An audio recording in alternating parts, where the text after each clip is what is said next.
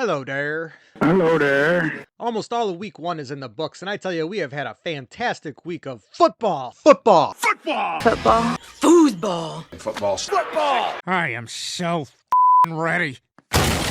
So far. In a week highlighted by weather delays, spitting, punching, bad kicking. And right on top of it, they go for another. I can't wait to get into it with you right here, right now. Hit it! 83. Fag machine.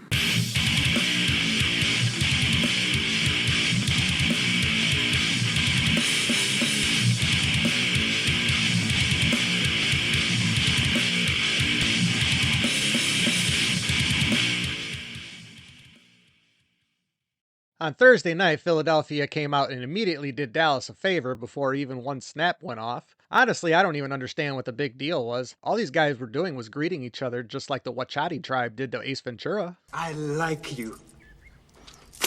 I gotta believe that the complexion of this game would have been different had Jalen Carter actually been playing in it, but it certainly was an entertaining affair that got the 2025 season off to a rip-roaring start. On Friday night, it looked like the Chargers were determined to come out and have Justin Herbert head for the Tommy John surgery before the end of the season, because all they did was just throw it.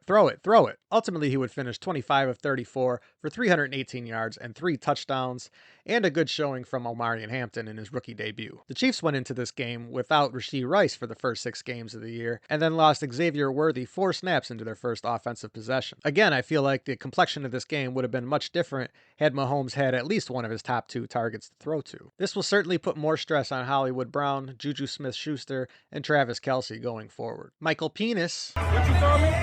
Whoa, I'm sorry. Michael Penix looked apart, throwing for almost 300, but it wasn't enough to beat the Bake Show, who did throw for 3 touchdowns, while just completing over 50% of his passes. 36-yard attempt. The Bengals did enough to beat the Browns, as Joe Flacco couldn't resist throwing another interception, and 2 missed kicks by Andre Smith would end up being the difference in this game. I hope Joe Burrow's okay after surviving this assassination attempt. There, he takes away from you and gets a. Yeesh. The Colts smacked the Dolphins in the mouth, Danny Dimes looking elite in the process, and the Dolphins only mustering 8 points in garbage time. The Dolphins' offense looked hapless during this matchup. The game was made even more entertaining when looking back on reports during training camp of the Dolphins not being happy with the Bears' fake physicality during their scrimmage leading up to their first preseason game. This Dolphins team appears to be soft, and Mike McDaniel could be the first man out of a job this season. In our second weather delay of this week, Jacksonville defeated Carolina, winning on the back of 2 Bryce Young picks and Travis Etienne's 143 yards. Trevor Lawrence looked pedestrian in this game, going 19 of 31 for 178 with a touchdown and a pick. The Patriots at the Raiders, 2 franchises tied together in history because of Tom Brady. The Raiders got some of the best QB play they've seen in a while from Geno Smith, who threw for 362 yards, and a Pete Carroll defense that came up with 4 sacks and an additional 6 tackles for loss. This Raider team definitely looks like it's already feeling the Pete Carroll effect after only 1 week. Arizona at New Orleans, Kyler had a good day despite his pregame outfit.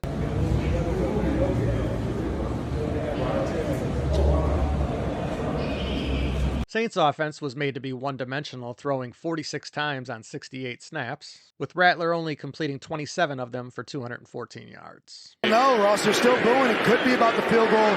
But Pittsburgh at New York, the return of Aaron Rodgers. throwing for 4 touchdowns. I was extremely disappointed. Rodgers' first dropback started with a sack, and then his first target to DK Metcalf ended in a drop, and I was really hoping that this was going to be a progenitor of things to come, but it wasn't to be. Justin Fields also looked very solid with 3 total touchdowns, but ultimately it wasn't enough. Giants at the Commanders. Russ just looks washed, only going 17 for 37, and Brian Dable already not willing to commit to a starter for week 2. Also been some weirdness around his squad, with the team shielding Jackson Dart and Jameis Winston from being interviewed by the media. Jaden Daniels and company started out on the right foot, looking to build on his rookie performance in year 2. Tennessee at Denver. The main takeaway from this game was that Denver's defense is real, and Bo Nix is still throwing picks. Tennessee looks to have the goods in Cam Ward, but it's going to be a long road ahead of this franchise before they start seeing some real success. 49ers and Seahawks, Brock Purdy would be even Steven with 2 touchdowns and 2 picks. Christian McCaffrey owners could breathe easy after having a heart attack to start out the season, experiencing deja vu with a calf injury, McCaffrey would end up playing, carrying the ball 22 times for 69 yards and adding 9 catches for 73 yards. Sam Darnold was average at best, going 16 for 23, and the lone bright spot on the Seahawks was Jackson Smith-Njigba, who caught 9 balls for 124 yards, but fumbled twice, losing one of those. Of his last 20 tries last season, and he starts. Lions at the Packers. The Lions just look hapless. Dan Campbell, with the loss of his 2 great coordinators, looked like he was just trying to will his team to a victory. The Parsons effect was definitely felt in this game, and there was absolutely no creativity on offense, especially when compared to what we saw out of the Lions offense the last 3 years. Jordan Love just doing what he needed to get the victory, going 16 of 22 for $188 and 2 touchdowns. Houston at the LA Rams. This looked like a pair of teams still treating week 1 of the regular season like it's the preseason, as we have seen in the past, but most teams seem to have been getting off to a solid start this year. This ended up being a defensive struggle with no real offensive performer standing out, and Stafford, the consummate professional, getting it done, while injured as always. Baltimore at Buffalo. All I can say is, what an entertaining finish that I had to watch by highlight this morning. I totally checked out, falling asleep with Lamar and Derek literally running away with this game, 40-25 with just under 12 minutes to go.